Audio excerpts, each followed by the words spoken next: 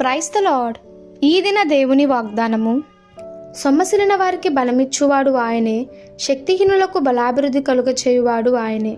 యెషయా గ్రంథము 40వ అధ్యాయము 29వ వచనము. మనం అలసిపోయినప్పుడు దేవుడు మనలను బలపరిచి ఉజ్జీవపరుస్తాడు. మన శరీరాన్ని, ఆత్మను ఉజ్జీవపరుస్తాడు. సుదీర్ఘమైన ప్రార్థన శ్రేణిలో పరిచర్య చేసేటప్పుడు కొన్నిసార్లు మనము శారీరకంగా లేక మానసికంగా కూడా నలిగిపోతుంటాము. అప్పుడే మనం ఇటువంటి నిరీక్షణ కలిగి ఉండాలి.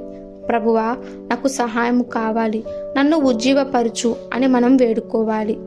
పై ఉన్న లేఖనము వాగ్దానం చేసినట్లుగా ఆయన సమృద్ధిగా తన బలాన్ని మనకు అనుగ్రహిస్తున్నాడు.